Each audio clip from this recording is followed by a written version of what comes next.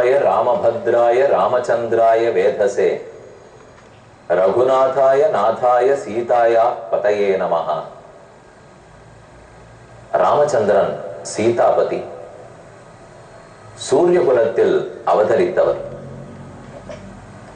அவ்விராமன் நம் பாரத தேசம் முழுவதும் எத்தனையோ சன்னிதானங்களில் எழுந்துருளி தரிசனம் கொடுக்கிறார். நம்மால் இயன்ற அளவு தமிழகத்தில் இருக்கிற முக்கியமான ராமர் கோயில்களை சேவித்து வருகிறோம். இன்னும் கர்நாடகத்திலும் ஆந்திர பிரதேசத்திலும் வட இந்தியாவிலும் எத்தனையோ கோயில்கள். அது அத்தனையும் நாம் சென்று தரிசித்து இந்நிகழ்ச்சியிலேயே பார்க்க வேண்டுமானால் இன்னும் 2-3 வருஷங்கள் கூட ஆகலாம். அத்தனை இடங்களில் ராமன் எழுந்தருளி உள்ளார். அவ்விராமனை இன்று நாம் பாலவேடு என்னும் கிராமத்தில் தரிசிக்க போகிறோம். சென்னைக்கு அருகே இருக்கும் திருநின்றவூர், அவ்வூரிலிருந்து பெரியபாளையம் செல்லும் மார்க்கம். அதில் 4வது கிலோமீட்டரில் வலதுபுறம் திரும்ப வேண்டும். உள்ளே சென்றால் ராம ஆஞ்சநேயர் சன்னதி பாலவேடு என்னும் கிராமத்தில் உள்ளது. இந்த திருக்கோயில் சுமார் 32 வருஷங்களாக இங்கே உள்ளது. இதை பற்றின ஒரு ஆச்சரியமான செய்தி. இங்கே உழவு தொழிலுக்காக கிணறு வெட்ட வேண்டும் என்று தொடங்கினார்கள். ஆனால் முதலில் வெட்டப்பட்ட கிணறிலிருந்து கிடைத்தது கங்காதேவியினுடைய மூர்த்தி. சாதாரணமாக கிணறு வெட்டுவதென்றாலோ தண்ணீர் வேண்டுமா என்று கேட்கிறோம் என்றாலோ காவேரி வேண்டுமா கங்கை வேண்டுமா என்று விஷயம் அறிந்தவர்கள் கேட்பார்கள். நாம் பருகும் தண்ணீர் கங்கையும் காவிரியுமாக இருந்தால் நமக்குத்தான் எவ்வளவு சிறப்பு. முதலில் கங்காதேவி உருவானாள். அப்போது ஒரு வாக்கு, அசரீரி வாக்கு தோன்றிற்று. இனி இந்த கிணற்றுக்குள்ளேயே ராமருடைய பாதம் ஒன்று உள்ளது, வெளியே எடுத்து எழுந்துருள பண்ணுங்கள். அடுத்து ஆஞ்சநேய சுவாமி உள்ளார், அவரும் வெளியே வருவார், எழுந்துருள பண்ணுங்கள் என்று கூறிற்று. அதனாலேயே இவ்விடத்தில் ஆஞ்சநேயருக்கும் ராமபாதத்துக்கும் கங்காதேவிக்கும் தனி சன்னிதானங்கள் உள்ளன. ஆச்சரியமான கோவில். இங்கு ஸ்தல விருட்சம் அரசமரம். இவ்விடமே ரமணீயமாக உள்ளது. ஒரு நாளாவது இங்கு தங்கி தரிசித்து போகலாமா என்று தோன்ற வைக்கிறது. இங்கு உள்ளே ஆஞ்சநேய சுவாமி, அஷ்டலக்ஷ்மிகள், கோயிலின் 4 புறத்திலும் பஜனமடங்கள், மேலே பல சிற்பங்கள் எல்லாம் அத்தியுதமாக உள்ளன. மெதுவே தரிசிப்போம். தற்போது யார் கடலை தாண்ட போகிறார்கள்? கிஷ்கிந்தா காண்டத்தின் இறுதி 3 சர்க்கங்களில் உள்ளோம். இப்ப நாம பார்க்க வேண்டியது 64வது சர்க்கம். சம்பாதி தான் தொண்டு செய்தார். தன் தம்பி ராவணனிடத்தில் போரிட்டு உயிர நீத்தான். நாம் வாயாலேயாவது தொண்டு செய்வோம் என்பதற்காகத்தான் தன் கூரிய கண்களால் கண்டார். இதோ 100 யோஜனை கடலை கடந்தால் லங்கையில் சீதை சிறை வைக்கப்பட்டிருக்கிறாள், வானரோத்தமர்களே போய் தேடுங்கள் என்று கூறி அவர் பறந்து சென்றார். இனிமேல் அங்கதன் மற்ற அனைத்து வானரங்களையும் கூட்டிக் கொண்டார். முதலில் பெருத்த ஆனந்தம். நாம் சீதையை கண்டுபிடிச்சிட போறோம், இதோ எங்க இருக்கிறாள்ங்கிறது தெரிந்து விட்டது என்று மொத்த வானர கூட்டமும் குதித்தது. ஆக்கியாதா திருதராஜேன சமுக்ருத்ய பிளவங்கமாக சங்கதா பிரீதி சயுக்தாக வினேதுகு சிம்ம விக்ரமஹ. சிங்கத்தை போன்ற புலி போன்ற ஆற்றல் படைத்தவரான வானர வீரர்கள் மிகுந்த மகிழ்ச்சி உற்றார்கள். அவர்களுடையது மகிழ்ச்சி கடல். ஆனால் கடலுக்கு முன்னே வந்து நிற்கும் வரைதான் மகிழ்ச்சி நீடித்தது. நீண்ட கடலுக்கருகே வந்து நிற்க அதை பார்த்தவுடன் கவலை பீடித்தது. உடல் நடுங்க தொடங்கிற்று. இவ்வளவு பெரிய கடலை யார் கடக்க போகிறோம்? தட்சிணஸ்ய சமுத்திரஸ்ய சமாசாத்திய உத்தராம் திசம் சன்னிவேசம் ததச்சக்ரு ஹரிவீரா மகாபலாக. ஒருத்தொருத்தரும் தெற்கு நோக்கி நின்று பார்த்தார்கள். என்ன தாவினாலும் கடலை தாண்ட முடியுமா? அது என்ன மனித யத்தனத்தாலும் நடக்கக்கூடியதா? இது கண்டு நடுக்கமுற்றார்கள். இவ்விடத்தில் நம் பாரத தேசத்தின் வரைபடத்தை பார்க்க வேண்டும்.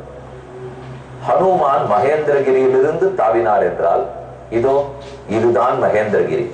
இன்று திருக்குறுங்குடி இருக்கும் இடம். நம்பிராயர் சன்னதின்னு சொல்லுகிறோம். பெருமான் ரொம்ப அற்புதமாக நம்பி, திருக்குறுங்குடி நம்பி, வடிவழகிய நம்பி, சுந்தர பரிபூர்ணர் எழுந்துருளி உள்ளார். அவ்விடத்தில் தான் மகேந்திரகிரி 7 மலை முகடுகளோட உள்ளது. இதில் ஒன்றிலிருந்து தான் ஆஞ்சநேயர் தாவி இருக்கிறார். இதற்கு நேரே தெற்கே சென்றால் இதிலிருந்து நாகர்கோவில் போக வேண்டும், அங்கிருந்து கன்னியாகுமரியை அடைய வேண்டும். கேப் காமர்ன்னு அதைத்தான் சொல்லுகிறோம். அங்கு இன்றும் கடல் உள்ளது. ஆனா அந்த இடத்திலேருந்து நேர் தெற்கே இன்று இலங்கை இல்லை. இலங்கை இருப்பது ராமேஸ்வரத்துக்கு தென்கிழக்கு, ராமேஸ்வரத்துக்கு தென்கிழக்கு பகுதியிலே உள்ளது. ஆகவே அன்றிருந்த நிலை வேறாக இருந்திருக்க வேண்டும், இன்றிருந்த நிலை வேறாக சற்றே நகர்ந்திருக்கலாம். அப்படி இல்லைனாலும் இலங்கை இன்னும் பெரியதாக இருந்திருக்கலாம். அதாவது பாரத தேசத்தின் தெற்கு பகுதியிலும் இருந்து அதனுடைய தென்கிழக்கு பகுதியிலும் இருந்திருக்கலாம். ஆனால் இன்று அது சுருங்கி இருக்கலாம், எப்படியும் இருக்கலாம். ஆனால் தற்போது நாம பார்க்கிறது தெற்கு சமுத்திரக்கரையைத்தான் அடைந்தார்கள். கிட்டத்தட்ட 3 சமுத்திரங்களும் சேருமிடம். கிழக்கு கடலும், மேற்கு கடலும், தென்கடலும், இந்து மகாசமுத்திரம் சேருகிறது. வலதுபுறத்தில் இருக்கும் வங்காள விரிகுடா, அரபிக்கடல், இந்த 3ம் சேருகிற இடம். அவ்வளவு பெரிய கடலை பார்த்தவுடன் கடல் போன்ற சேனையாயிருந்தாலும் கலங்கித்தானே தீரும். அதனாலதான் எல்லா குரங்குகளும் கலங்கிட்டார்கள். அங்கதன் அவர்களை பார்த்து பேசலுகிறான். ந விஷாதே மனக்காரியம் விஷாதோ தோஷவத்தரக விஷாதோ ஹந்தி புருஷம் பாலம் குருதைபோரகா. மனத்தளர்ச்சி வேண்டாம், யாரும் சோர்வடையாதீர்கள். நம்முடைய நிகழ்ந்ததை பார்த்து வந்தால் ஒரு நாளும் சோர்வு வந்திருக்கு, உடனே தீர்ந்திருக்கிறது. நாம எங்கு தேடுவோம் நினைத்தோம், ஸ்வயம் பிரபா குகைக்குள் புகுந்தோம், சோறு கிட்டிற்று. எப்படி வெளியே வருவோம் நினைத்தோம், அவளே கொண்டு வந்து விட்டாள். வந்த இடத்தில் தேடினாலும் சீதை கிடைக்கவில்லையே நினைத்தோம், சம்பாதி வந்து கூறினார். ஆக ராமனின் அருளால் அடுத்தடுத்த நன்மை நடக்கிறது. ஆகவே நீங்கள் கவலைப்பட வேண்டாம், மனத்தளர்ச்சியை விட்டுடுங்கள். அந்த சோகம் இருந்தாலே எந்த காரியமும் ஈடேறாது. நெகட்டிவ் தாட்ஸ் வேண்டாம், பாசிட்டிவா இருக்கணும்னு சொல்றோம் இல்லையா? அது நமக்கே இப்ப தெரியுது பாருங்க. ஒரு இடத்துலயும் மனத்தளர்ந்து போனால் நல்லது நடக்கிறது. அப்போ உடனே நமக்கு மனத்தில் உற்சாகம் வருகிறது. அதைத்தான் புரிய வைத்தான். கோன்யஸ்தான் வானரியின் சேனாம் சக்தா ஸ்தம்பயித்தும் பவேத் அந்நத்திர வாலிதனயாத் அந்நத்திர ச ஹனுமதா அனுமான்யாங்கதா அனுமான்யாங்கத ஸ்ரீமான் வாக்கியம் அர்த்தம் அதப்ரவீத் க இதானீம் மகாதேஜாக லங்கயிஷ்யதி சாதரம். இப்ப நடக்க வேண்டிய செயலை பத்தி பேசுவோம். கவலைப்பட வேண்டாம், சோகப்பட வேண்டாம். யார் இந்த 100 யோஜனை கடலை தாண்ட போகிறார்கள்? கொக்கரிஷ்யதி சுக்ரீவம் சத்தியசந்தம் அரிந்தமம். யாரு சுக்ரீவனை மெய் பேசுபவனாக ஆக்க போகிறார்கள்? அவர் எடுத்த செயலை முடித்து கொடுப்போம். ராமனுக்கு யார் இப்போ பிரீத்தி ஏற்படுத்த போறார்? ராமன் மனசு திருப்தி அடைய வேண்டும். அதை செய்ய போவது யார்? சுக்ரீவன் தான் உண்மை பேசியவனாக இருக்க வேண்டும், கொடுத்த வாக்கை காத்தவனாக இருக்க வேண்டும். அதை செய்ய போவது யார்? கஸ்ய பிரசாதாத் ராமஞ்ச லக்ஷ்மணஞ்ச மகாபலம் அபிகச்சேவ சம்ஹிருஷ்டாக சுக்ரீவஞ்ச வனௌகசாம். அந்த ராமனின் அருள் இருக்கிறபடியால் கண்டிப்பாக இந்த காரியம் நிறைவேறும். அதை யார் நிறைவேற்ற போகிறீர்கள்னு சொல்லுங்கள். புனரேவ அங்கத பிராக தான் ஹரின் ஹரிசத்தமாக. ஒத்தத்தரும் வானரங்கள், குரங்கே தாவும். ஆனால் இந்த குரங்குகள் சாமானியப்பட்டவர்கள் அல்லர்கள், தேவர்கள் வந்து பிறந்திருக்கிறார்கள். அதனாலே அதிமானுஷ சக்தி, அதி வானர சக்தி. வானரங்கள் பொதுவான வானரங்களை விட அதிகப்படியான சக்தி. அந்த தைரியத்தில் தான் அங்கதன் கேட்கிறான். நகிவோ கமனே சங்கா கதாச்சித் கசச்சித் பவேத் புவத்வம் யஸ்யா சக்தி பிளவனே பிளவகர்ஷபா. யாரால் எவ்வளவு தூரம் தாண்ட முடியும் அந்தந்த குரங்கு வந்து சொல்லட்டும் என்று அங்கதன் ஆணையிட்டார். அடுத்த சர்க்கம் ஒத்தரா வரார்கள். நான் 10 யோஜனை தாண்டுவேன். ஒரு யோஜனைன்னா கிட்டத்தட்ட 10 மைல், 16 கிலோமீட்டர் ஏற்கனவே சொல்லியிருக்கேன். அப்ப அவ்வளவு தூரம் தாண்ட வேண்டும்.